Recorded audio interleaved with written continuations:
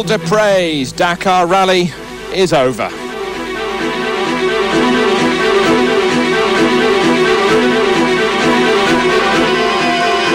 And poor Carrie Tiernan, he got to the finish, but not without some dramas mechanically. His second position has now been lost, whilst in the car section, Stefan Pederhansel lost a lot of time with tyre trouble.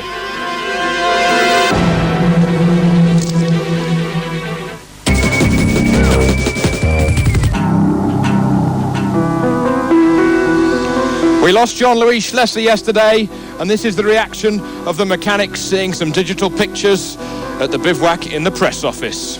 A picture really does say 1,000 words. If your heart does not go out to these guys, you really do have no soul. Look at that, absolutely nothing left. And as this mechanic says, 1 year's work, and it's gone. Schlesser was left to hitch a lift back to the bivouac, and here he says, quite late at night when he got back, he says, I'm a bit depressed about it, but at least I'm alive. We were very, very lucky. The fire really got going in a matter of 10 seconds or so. We stopped because we saw the smoke obviously coming into the cockpit, and in the end there was so much smoke I couldn't even see my seatbelt. It was that thick. And of course, with the speed of the car, it was fanning the fire, and it just got worse and worse. We just got out very, very quickly. So Schlesser's out. He was lucky to be alive. Other news in the bivouac lake last night: the halving of the motorcycle speeding penalties, which were done from the day before. Here's Hubert Auriol saying the motorcycle commissaires have taken a decision to halve the time penalty and the financial penalty. All of the participants will be notified separately. Richard Sankt, who of course had a 29-minute penalty, he's had it halved to 14.5 minutes. He says, I'm still not very happy because I have a penalty and others have nothing, particularly some in my own team. So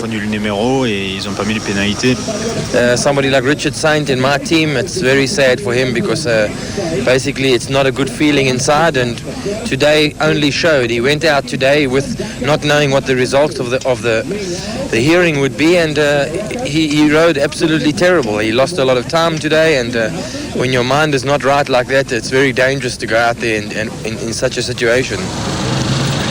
Meanwhile, over at the Dessoud tent, who of course are running the Nissans, Andre Dessoud saying here, I'm very disappointed because, for example, Gregoire has got a penalty and so has Pederhansel, and they've halved it for the bikes but not for the cars. I don't really think that it's a sporting decision. Francois Flick, as we saw briefly last night, was very lucky to get away with this, even though it may have brought tears to his eyes. It certainly brings tears to our eyes just looking at it. He then had a problem with the Touratech machine.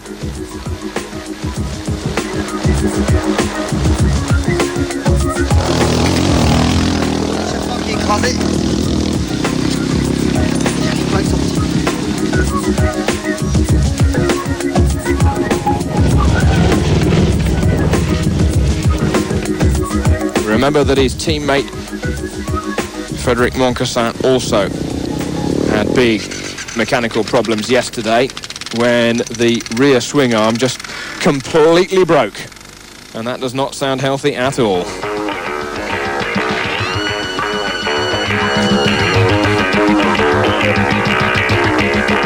Meanwhile, the Dunes really were giving a vantage point like no other in any form of motorsport, the world or even the desert over.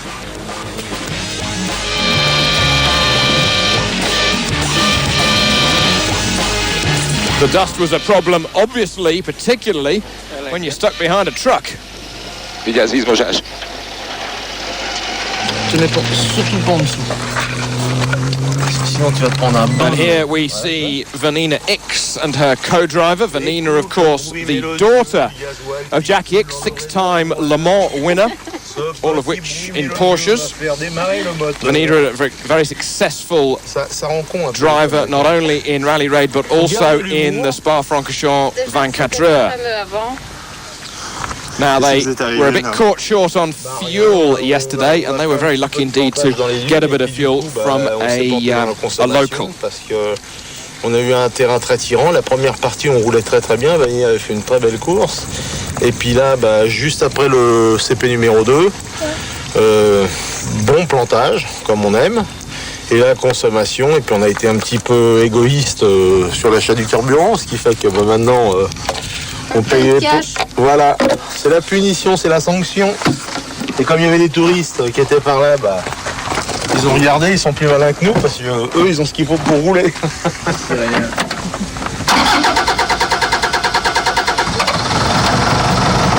la camionnette tourne. Et comme ça, c'est bon, donc on va rentrer au ralenti.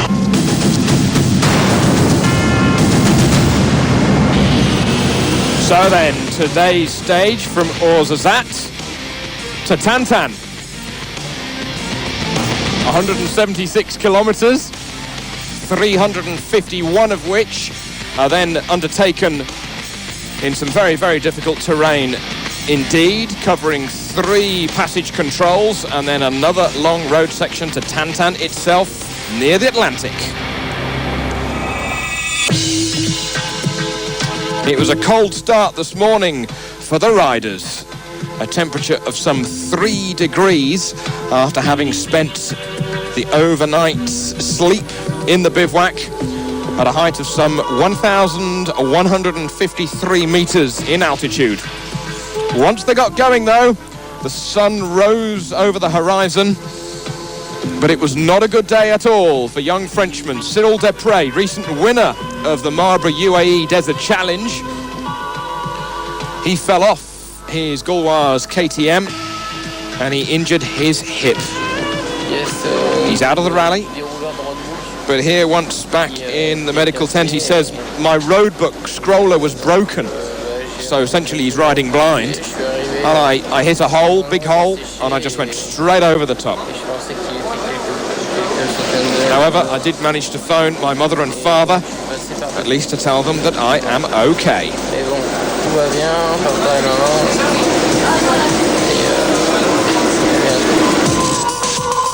Not a good day also in another part of the KTM camp. Finland's Kari Tiernen just shaking his hands and just saying, what can I do? Look at that front wheel, absolutely anything but round is that front wheel. And the man, of course, who started the day second overall, lost an enormous amount of time. Tiernen eventually getting to the finish, having lost over an hour to the winning motorcycle rider, as the rest of the field just sped past. There is no worse a sight for a Rally Raid rider to see or hear, is a rider blatting past. But at least teammate Jean Brucy stopped and sacrificed his front wheel for his teammate Kari Tiernen. And as Kari would say in Finnish, kiitos hyvä. And off he goes on his way. However, he then, of course, had to battle back through the dust, past the riders, some of which he had already passed. However, it was not over then. By the time he got to the refueling stop, not only had the rear gone, but also the mousse had completely disintegrated.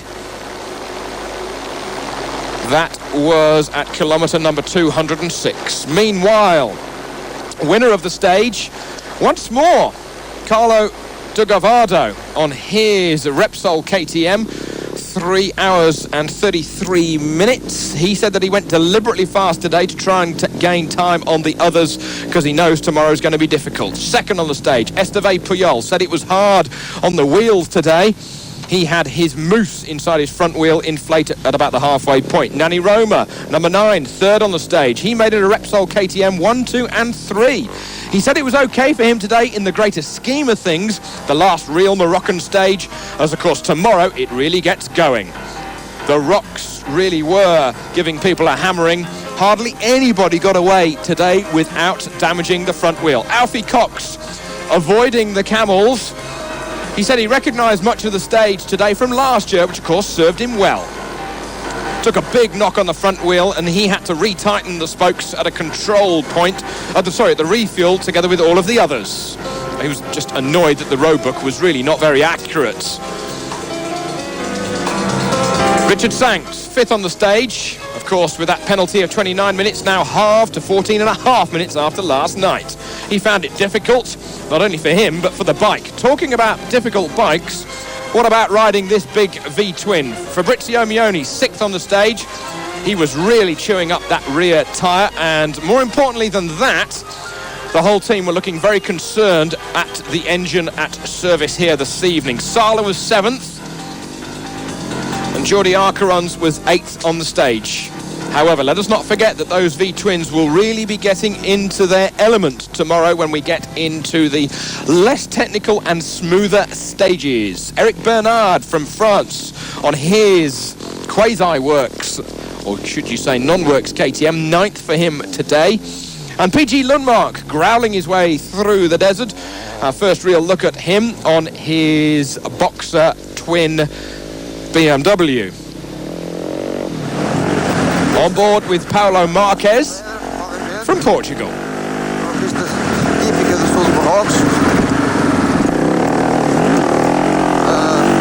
Rápida com pedra.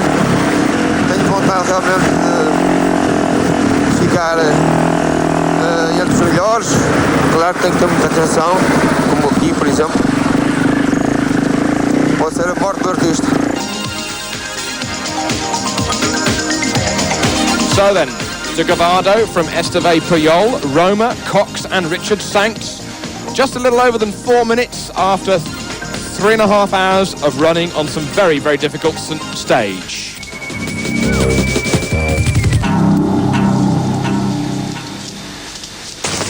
La etapa hoy día fue muy The winner, De Gavado, saying the stage today was very, very quick. There are lots of ruts and tracks which you could take, which made the navigation very, very difficult. It was a very stony stage, and then we had to just hold back a little. And I finished very close to Nani Roma. That's on the road, of course.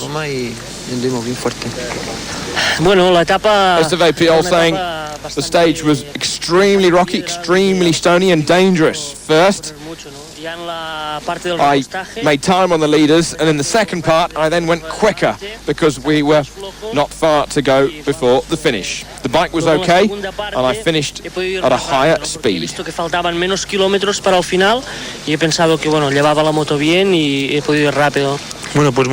Roma saying I didn't race to my maximum because I was in front. We were quick, but still careful and obviously concentrating very hard because this stage is very dangerous with a lot of stones and a lot of holes. It's just a stage that can hurt you, not on which you can win time. Porque creo que cada día van pasando cosas, hoy Tianen le ha pasado cosas y al final se va a montar un grupo que es allí donde sabré al menos a quién atacar, porque hoy están todos atacando y no puedes estar cada día con 10 pilotos.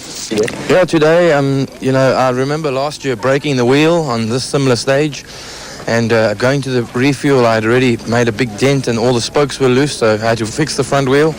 And today I think I just wanted to look after the bike and the back tire, because the mousse is a big problem in the stones, and just to get to the finish and try to get out of Morocco, because it's so dangerous here for the motorcycle. So I'm happy for today. Unfortunately I would have come second, but I was in the dust of Mioni. He's held me up the whole day, and Roma's beaten me by 5 seconds for second. But hey, I'm happy, third place. And Kari Tienen with a broken wheel, he's out from the overalls now. So I move up one now, and we just take it slowly every day, catch the monkey.